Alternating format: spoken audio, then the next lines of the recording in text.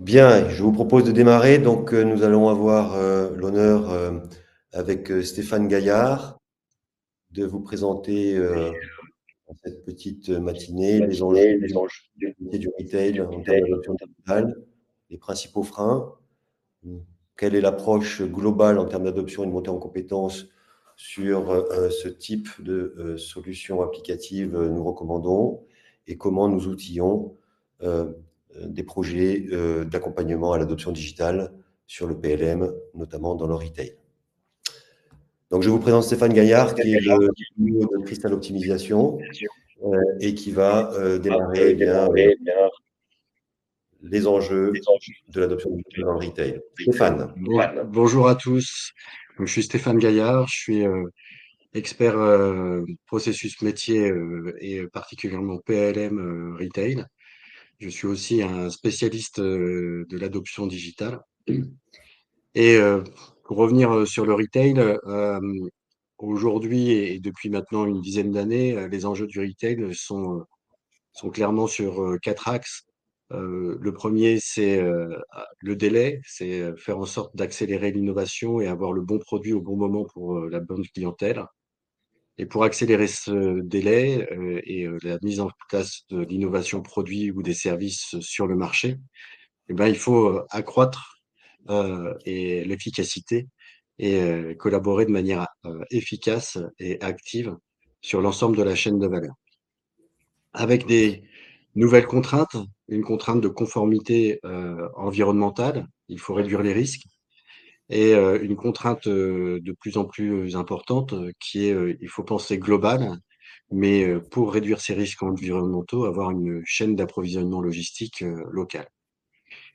Et ces, enjeux qui étaient déjà présents il y a plus de 10 ans, ont été accélérés avec, la période covid et sont désormais une réalité. La nécessité d'obtenir, rapidement et de mettre en place des technologies pour, répondre à ces enjeux-là. Et quelles sont les innovations et technologies qui aujourd'hui, viennent, perturber finalement, l'ensemble du secteur? Patrick, s'il te plaît?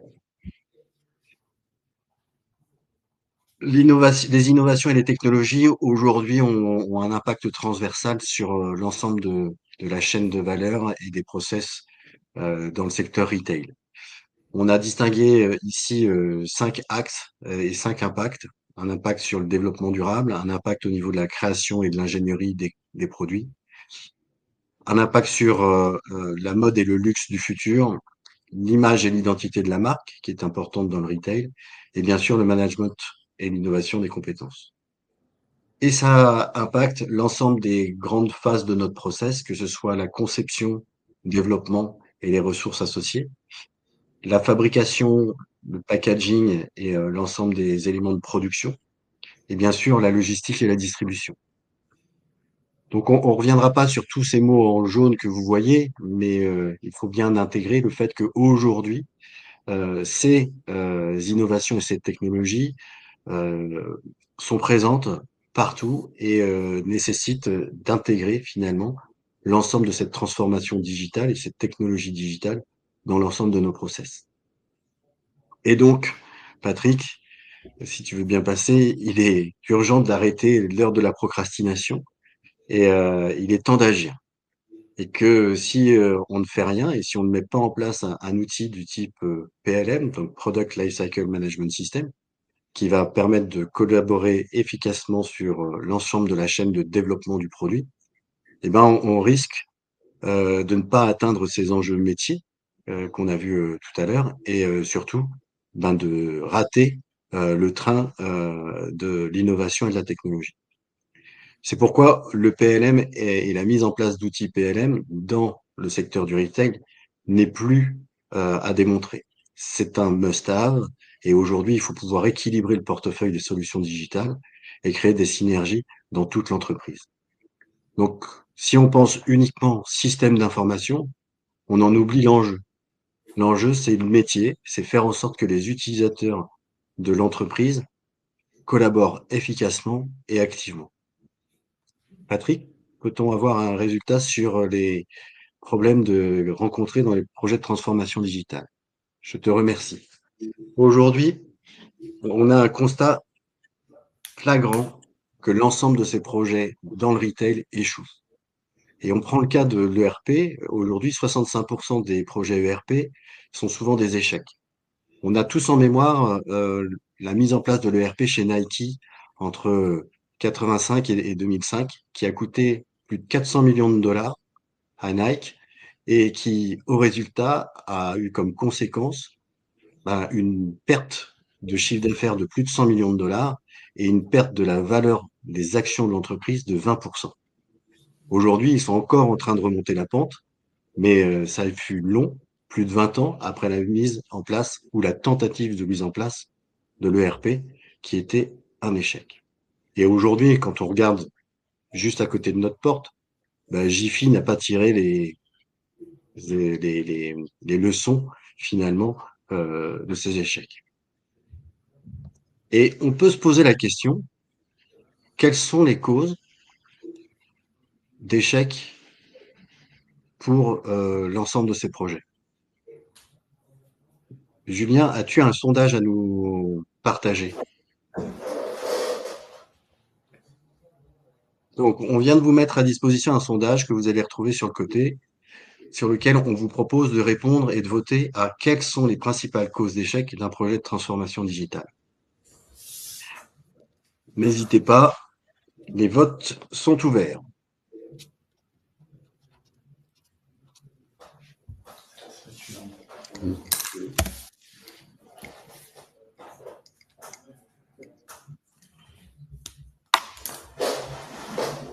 Donc, on vous propose de choisir un ou plusieurs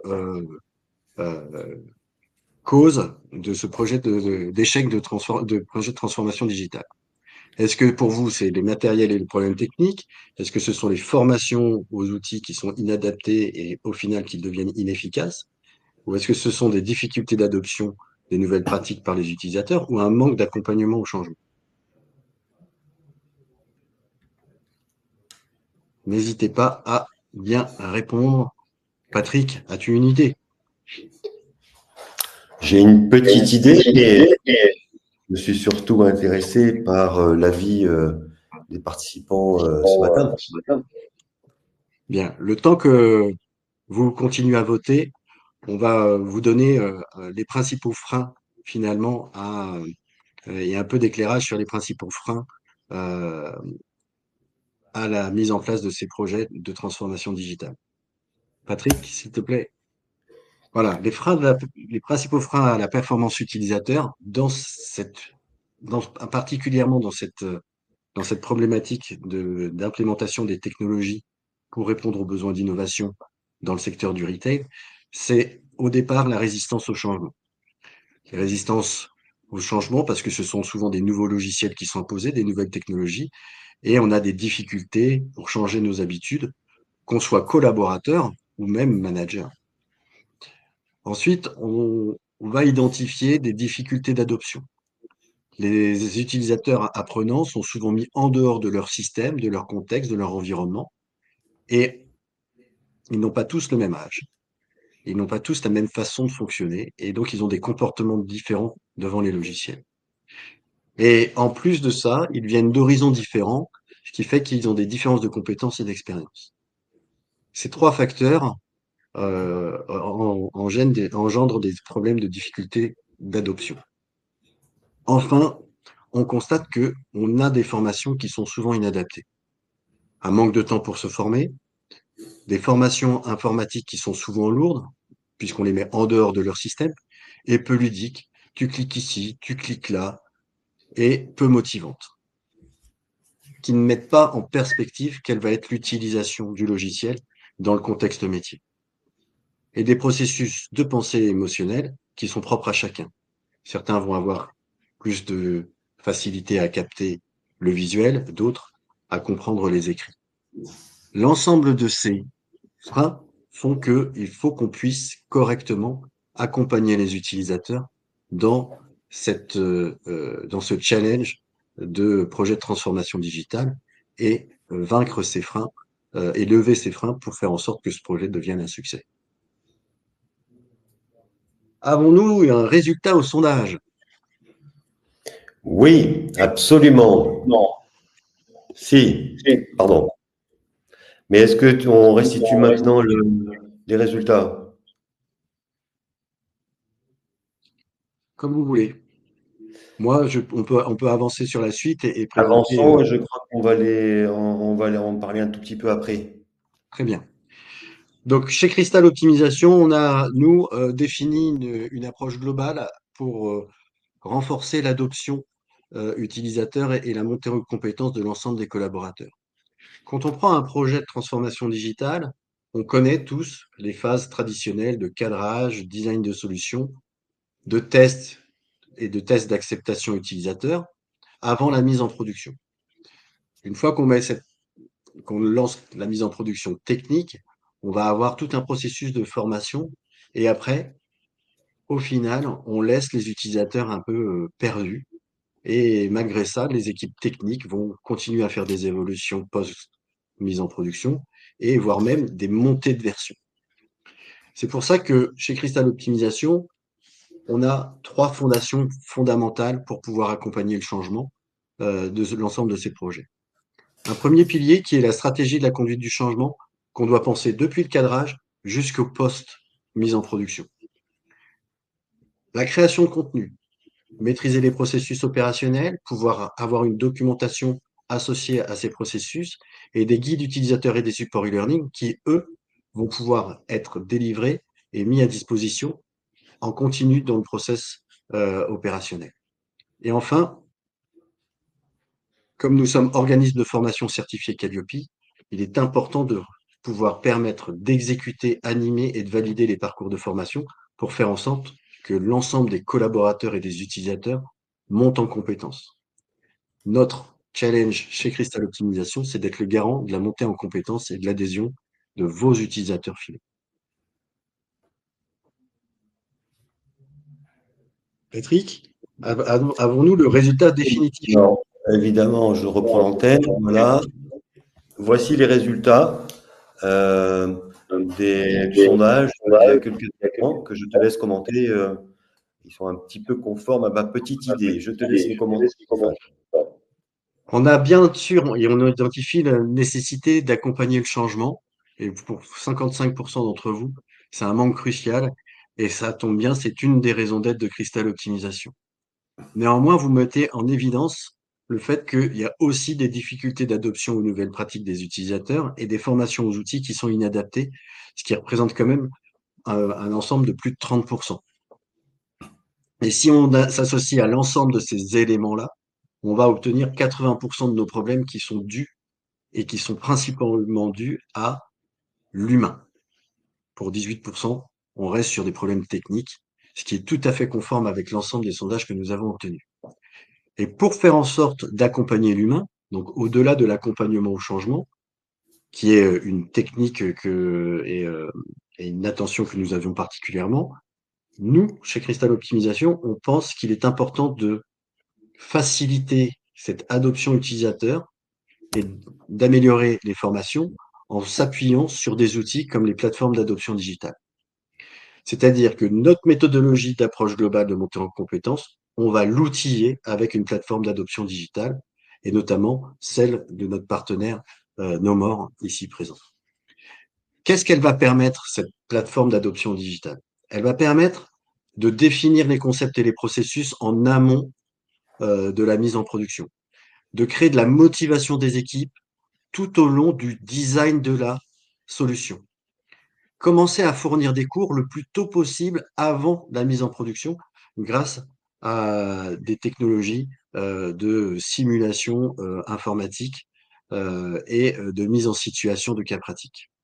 Et lorsqu'on fait la mise en production, on va devoir renforcer l'ensemble de ce dispositif avec justement des outils qui vont permettre de ne pas être perdu dans l'usage au quotidien grâce à des guides étape par étape, d'avoir une information requise avec une aide contextuelle, c'est-à-dire en fonction de l'endroit où je me trouve dans mon logiciel, j'ai la bonne documentation pour pouvoir me permettre de faire la bonne action opérationnelle et ainsi d'améliorer ma performance opérationnelle. Et enfin, on va doper tout ça avec du e-learning qui sera disponible et qui permettra d'engager et de faire monter en compétence l'ensemble des collaborateurs. L'ensemble de ce dispositif, notre approche globale de montée en compétences, aidée et outillée par une plateforme d'adoption digitale, va permettre d'appuyer l'ensemble de notre processus de management du changement et de faire en sorte que votre projet de transformation digitale soit un succès. Mais au-delà de parler et d'avoir tous ces beaux slides, je pense qu'une petite démonstration de ce que c'est en réel que les outils de plateforme d'adoption digitale dans les outils PLM serait un bon exemple. Merci Patrick. Je t'en prie. Alors, on a un tout petit souci technique en régie. Il y a une voix off sur la vidéo qui ne passe pas dans le webinaire. Donc, je vais lancer cet exemple d'illustration de l'accompagnement des utilisateurs dans leur travail sur le logiciel euh, centrique, centrique. Et Stéphane, tu vas m'amener à Je monter vais faire la voix off. Merci beaucoup Patrick. et me dire s'il faut arrêter à un moment donné la vidéo. Non, c'est bien, c'est bien. Donc, lorsque un utilisateur rentre dans l'entreprise et qu'il est face à son PLM, bah aujourd'hui, il va pouvoir découvrir cet outil avec un certain nombre d'informations. Et ici, en particulier, la possibilité de voir et comprendre ce que c'est que le projet dans lequel il vient de rentrer et quels sont les objectifs métiers d'utilisation du PLM. Il peut passer à tout moment cette étape-là.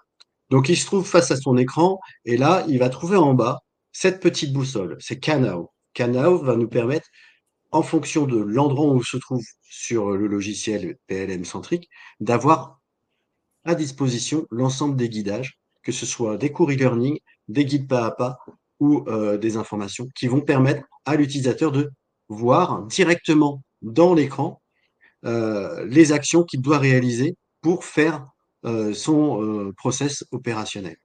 Ces informations, elles viennent en surcouche pour pouvoir distiller de l'information et aussi donner du sens métier. C'est-à-dire que on va pouvoir ajouter des informations qui sont des informations qui vont être clés pour l'entreprise et des règles de gestion liées à l'entreprise, qui sont faites par vous ou par les équipes de Crystal Optimisation. Elle va permettre aussi d'améliorer la qualité de la donnée en donnant une information claire sur la normalisation des champs et éventuellement le nombre de caractères limité.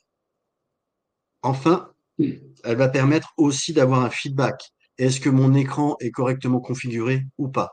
Est-ce que mon guidage m'a permis d'atteindre mes objectifs opérationnels? Ainsi, on va pouvoir, nous, améliorer les guidages et faire en sorte que tous les utilisateurs qui vont devoir faire la même action ne soient plus jamais perdus ou renforcent leur performance d'utilisation.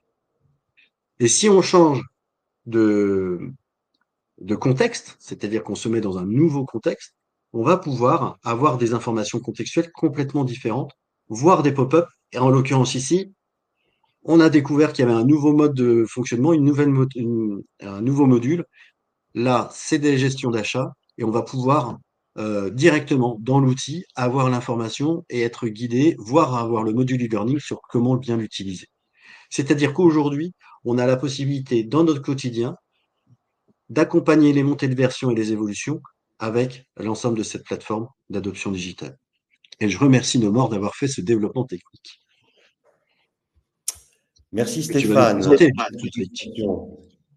Alors, on nous dit qu'il y a de l'écho. On essaie de le résoudre, mais quand je parle moi, je ne suis pas certain que nous l'ayons réglé.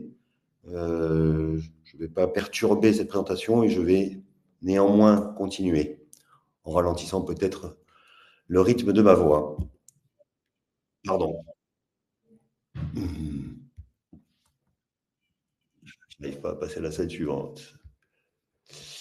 Alors, je vais illustrer à mon tour le propos de Stéphane pour vous présenter et essayer de vous clarifier un petit peu les outils qui permettent d'accompagner ce que l'on a vu, qui est un des succès ou un des échecs, mais en tout cas un des succès majeurs, qui est l'accompagnement des utilisateurs. Nomor, éditeur français, recommandé par les cabinets ainsi que les intégrateurs comme Crystal Optimisation, existe depuis plus de 23 ans. Nomore est un éditeur français qui est spécialisé dans les plateformes de formation et d'adoption digitale. Et chez Nomore, depuis plus de 20 ans, nous sommes convaincus que l'utilisateur qui est au centre de la réussite des projets de transformation digitale doit devenir autonome. Et donc, nos outils ont pour vocation, dans les cadres des projets de change, dans le cadre des projets de mise en place d'un nouveau système d'information, dans le cadre des projets de montée de version des applicatifs métiers, et en particulier dans le PLM, de faire en sorte que les utilisateurs soient de plus en plus sereins dans l'usage des applications. C'est la raison pour laquelle Nomore, depuis plus de 20 ans, propose 3 outils sur lesquels nous allons revenir ensemble brièvement.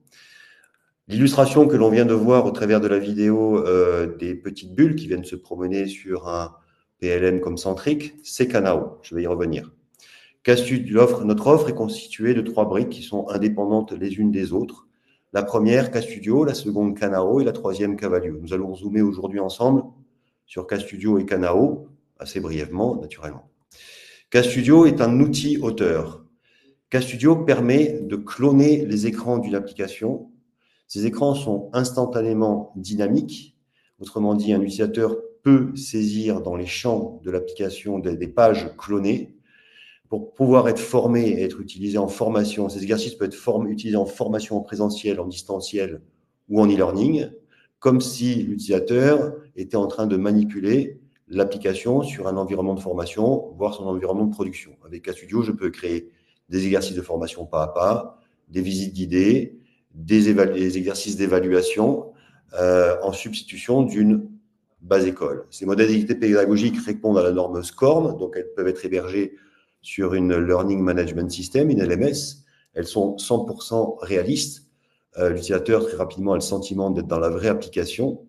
Et comme elles embarquent le jeu de données, les données sont toujours fiables pour mener un exercice à terme. Je peux avoir des dizaines, des centaines d'utilisateurs qui jouent le même exercice en même temps et ils ne s'entendront pas dire Dupont est déjà créé ou tel article est déjà créé, il faut en créer un autre. L'avantage de KStudio, c'est que cela permet de préparer les utilisateurs avant la montée de version, mais ça permet également aux utilisateurs, une fois que le PLM est en run, de continuer à s'entraîner à leur rythme, quand ils le souhaitent, pour rejouer tel ou tel processus avant de le faire directement dans l'application. KStudio permet de former et de s'entraîner à tout moment, en toute sécurité, en faisant des erreurs, sans envoyer aucune donnée dans une quelconque base de données. Ça permet aux organisations de ne plus avoir à maintenir un environnement de formation avec tout ce que ça implique, c'est-à-dire infrastructure, licence applicative, jeux de données à mettre à jour en permanence régulièrement pour faire en sorte que les exercices puissent être menés à terme. Et puis l'avantage de KStudio, c'est qu'il offre un gain de temps significatif, c'est qu'à partir d'un exercice pas à pas, on peut générer une vidéo et à partir d'un exercice pas à pas, je peux récupérer le processus pour aller générer ce que on vient de voir ensemble, c'est-à-dire un guidage, les petites bulles qui se promènent sur l'écran pour accompagner l'utilisateur dans son flux de travail pour exécuter sa tâche.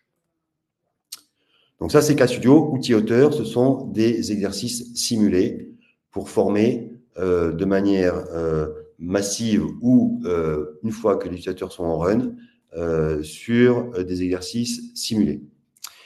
Et puis, une fois que l'utilisateur est en run, ce qu'on vient de voir au travers de la petite vidéo, il continue à être accompagné avec Kanao. Kanao, au fil du temps, s'est vu enrichir de fonctionnalités qui ont toutes des objectifs très précis pour communiquer et alerter l'utilisateur dans son flux de travail, pour le guider dans les processus et les procédures métiers, pour l'assister à la saisie en termes au niveau de champs normés, par exemple, qui ne sont pas prévus par l'application, et puis surtout pour recueillir l'avis des utilisateurs, notamment post-mise en production dans les premières semaines, puis ensuite tout au long du run de l'application, pour mieux les écouter et apporter et améliorer les aides contextuelles dans leur flux de travail en fonction de leur métier et de leur profil. Vous l'avez compris, cette Kanao vient en superposition des écrans d'un PLM comme Centric, par exemple, et permettent d'alerter l'utilisateur au travers d'une annonce, comme vous le voyez ici sur l'écran, au travers de stickers, comme on a vu sur l'écran, c'est-à-dire que je peux distiller partout sur les écrans des icônes auxquelles je vais pouvoir associer des bulles, au travers on a vu un exemple d'indication de saisie, mais je peux également proposer des indications de saisie sous forme de liste, en remplacement, en complément des menus de valeurs proposées dans l'application, pour améliorer, faciliter et la saisie par les utilisateurs et améliorer la qualité des données saisies. Pour les nouveaux collaborateurs, je peux proposer un mini parcours de onboarding toujours en superposition de l'application. Et dans toutes les bulles Kanao qui peuvent être chaînées les unes avec les autres, exemple, je me log sur Centric, j'ai un premier message qui me dit des nouveautés ont été apportées cette nuit dans l'application ou des correctifs. Si vous voulez, je vous les montre. Si je clique sur le bouton montre-moi, à ce moment-là, on va enchaîner une visite guidée avec les petites bulles des nouvelles, des correctifs qui ont été apportés. Et à la fin de la visite guidée, on peut enchaîner avec une demande d'avis à l'utilisateur en notation sous forme d'étoiles, de Net Promoter Score ou de smiley, ou lui demander un commentaire. Et l'ensemble de ces avis, de ces feedbacks remontent sur la console de l'administrateur. Mais je peux également, comme on l'a vu dans la petite vidéo, lancer au travers des URL que je peux mettre dans toutes les petites bulles, je peux accéder à des documents qui sont stockés sur ma Learning Management System, sur ma gestion électronique de documents. Je peux, à partir de Kanao, ouvrir le formulaire de ticketing. Je peux lancer un guidage à partir d'un email si le support m'a donné une réponse via email. Et je peux lancer un guidage après une conversation avec un chatbot. Kanao fonctionne en SaaS, mais selon certains de nos clients, nous le demandent également on-premise. Nous avons des clients en SaaS et on-premise. Fonctionne sur desktop, tablette et mobile. Répond à la norme accessibilité handicap et est déployé aussi bien dans le secteur privé que dans le secteur public. Vous l'avez compris, KStudio, au travers des exercices et des vidéos qui simulent les pages d'une application de PLM, permettent de préparer les utilisateurs avant run, mise en production de l'application. Et une fois que l'utilisateur se retrouve sur son application, il va pouvoir continuer à être accompagné en temps réel dans son flux de travail. Le use case idéal, c'est le suivant, consiste à produire des exercices de formation avec Kanao. Ces exercices de formation, certains d'entre eux pourraient permettre de générer des visites guidées, des vidéos. Ces vidéos sont envoyées aux futurs apprenants prérequis avant la formation. Merci de bien vouloir vous familiariser avec ces différentes capsules pédagogiques. Lors de la formation, qui peut être réduite, si une formation dure une semaine, elle peut être réduite à 3 ou 2 jours. Lors de la formation, les apprenants avec le formateur se focalisent sur des exercices ou des process métiers particulièrement complexes ou avancés. À la fin de la formation, le dernier jour, le formateur informe les apprenants qu'ils vont recevoir un mail pour leur donner accès à différents exercices qui ont été vus dans la journée. Ils pourront accéder à d'autres exercices pédagogiques plus courts, plus simples, qui n'auraient pas été traités dans la journée, mais qui sont qualifiés de secondaires, que pourront regarder les apprenants à leur rythme. Et puis, à la fin de la journée, surtout, le formateur présente aux utilisateurs, voilà, lundi prochain ou dans 15 jours, quand vous serez sur l'application en réel pour exécuter votre travail et vos processus, vous allez être accompagné par ces petites bulles Kanao que je vous montre, qui vont vous permettre de vous rappeler, de mémoriser la bonne pratique dans l'exécution de tel ou tel processus. Ce qui est très important, c'est qu'effectivement, en général, les formations sont ramassées dans le temps et on a du mal à onboarder les nouveaux collaborateurs qui arrivent en cours de route. Là où Kanao, la plateforme d'adoption digitale, permet non seulement de supporter les utilisateurs, non plus sur quelques jours, quelques semaines, mais sur toute la vie de l'usage de l'application en run dans l'entreprise et de faciliter le onboarding des nouveaux collaborateurs. Nomore, depuis plus de 23 ans, est intervenu sur plus de 350 applications de nature différente, ERP, CRM, SIRH, GMAO, supply chain et autres. Et depuis plus de 2 ans, Nomore se focalise sur les solutions de PLM qui, de par aujourd'hui notre expérience, démontre que l'adoption digitale et l'accompagnement de l'utilisateur est particulièrement sensible et nécessite effectivement la mise en place de ce type d'outils. En moyenne, nos clients, composés historiquement de grands comptes, maintenant d'ETI et d'éditeurs qui intègrent en standard nos solutions dans leur logiciel métier, nous remontent que chez eux, les plateformes Nomore, dans le cadre des projets notamment de changement de système d'information, permettent de réduire de plus de 50% les coûts et les temps de formation pour l'organisation. Les plateformes Nomore permettent d'accélérer le délai d'adoption et l'engagement utilisateur. Il est très commun de gagner 2 à 3 mois en termes d'acquisition, de familiarisation avec les processus sur une nouvelle application. Les plateformes Nomore permettent de réduire de plus de 30% les erreurs de saisie dans les applications. Les solutions Nomore permettent de réduire de plus de 50% les appels au support. Chez Airbus, qui a intégré Canao sur plus de 25 applications différentes. Sur les logiciels de SIRH comme Workday, ils ont constaté en l'espace de 4 ans, alors que le nombre d'utilisateurs qui est passé de 130 000 à 180 000 collaborateurs sur Workday, le nombre de tickets enregistrés au support a chuté de 70%.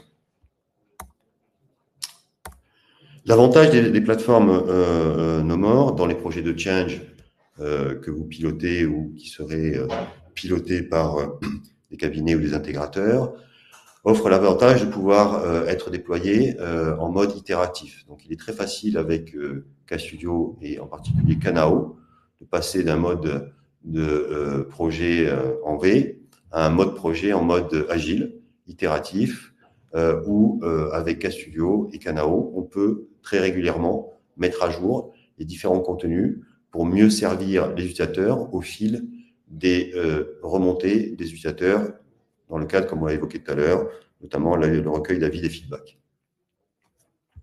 Ça permet de toujours coller aux évolutions de l'application et de toujours maintenir un engagement des utilisateurs sur les applications pour mieux les servir au fil des évolutions des nouvelles fonctionnalités. Comme je vous le disais, Nomore, depuis plus de 20 ans, travaille aussi bien avec le service public que le service privé. Et on retrouve Nomore dans 40% des entreprises du CAC 40. Certains de nos clients ont déployé nos plateformes comme Orange, comme France Travail, comme BPCE, comme Crédit Agricole, sur plus d'une centaine ou 150 applications différentes et continuent à déployer, en particulier Canao, sur de nouvelles applications. Alors, je vais terminer par ce slide qui résume un petit peu les bénéfices de ce type d'outillage dans les projets de change. Ça a été évoqué tout à l'heure par Stéphane. En particulier, la plateforme comme Canao, le GPS applicatif, permet de réduire de manière drastique les coûts et les délais de formation, d'améliorer la productivité des utilisateurs et d'accélérer l'adhésion des utilisateurs à la nouvelle application, aux nouvelles fonctionnalités. Pour les utilisateurs eux-mêmes, ça permet d'accélérer l'onboarding des collaborateurs lorsqu'ils arrivent sur cette nouvelle application. Ça permet de proposer des formations par la pratique. Tout le monde sait que le taux de rétention en pratiquant est supérieur à 80%.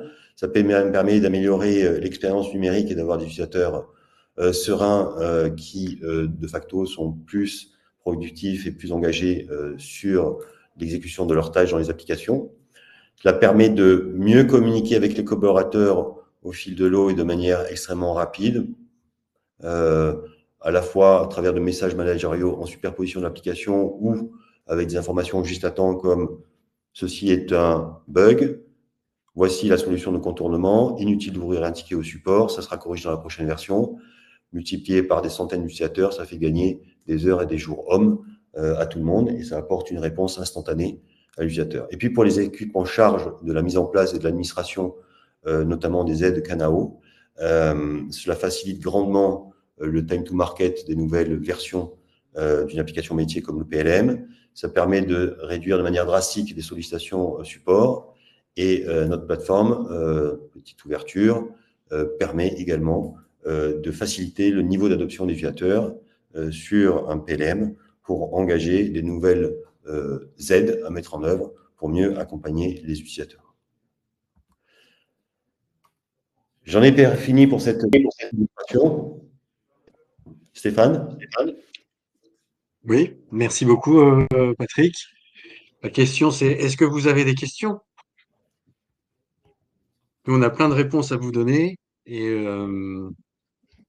comme vous le voyez, que ce soit pour répondre aux enjeux métiers, on a besoin de mettre en place des outils et de faire participer finalement, d'intégrer l'ensemble des technologies au sein de l'entreprise, que ce soit pour accélérer l'innovation, collaborer efficacement, mais aussi réduire les risques environnementaux et avoir une meilleure réponse au client final. Que pour réussir, eh ben, il faut lever les freins au changement. Donc, faire en sorte d'être bien accompagné pour éviter ce manque d'accompagnement utilisateur et de renforcer à la fois l'adoption aux nouvelles pratiques logicielles et aux formations par des plateformes d'adoption digitale, et ce qui permettra de répondre et de lever 80% des freins et des causes d'échec de ces problèmes. Stéphane, je vais reprendre une question qui a été posée dans le chat, auquel nous avons répondu dans le chat, et pour être certain que tout le monde a vu la réponse. La question, c'est est-ce que vos solutions sont faciles à prendre en main? Est-ce que cela demande des compétences spécifiques? Est-ce que vous accompagnez et formez vos futurs auteurs ou administrateurs?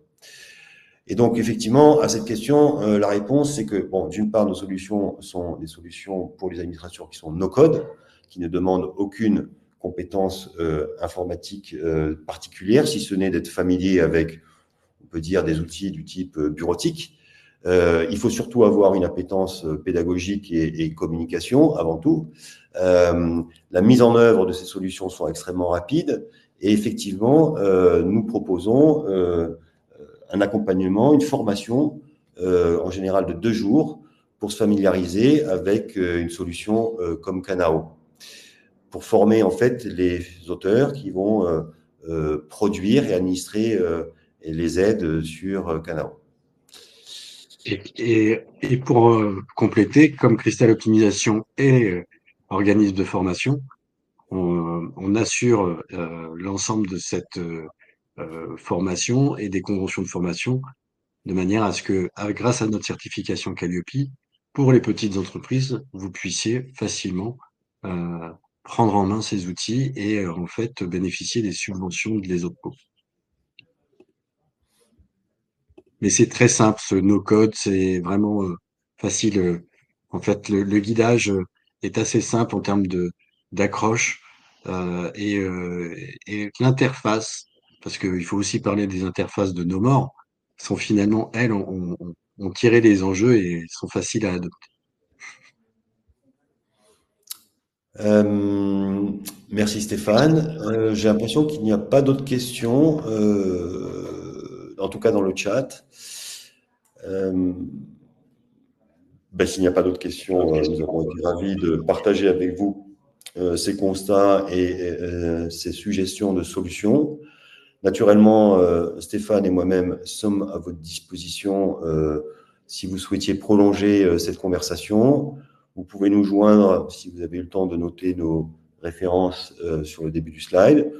Vous pouvez également nous joindre au travers de nos sites web respectifs, sur lesquels vous trouverez un formulaire pour solliciter un échange pour aller plus loin. Nous vous remercions pour votre attention, votre intérêt pour ce webinaire et nous souhaitons une excellente journée et espérons vous retrouver prochainement sur un prochain webinaire. Merci beaucoup à tous. Bonne journée. Au revoir.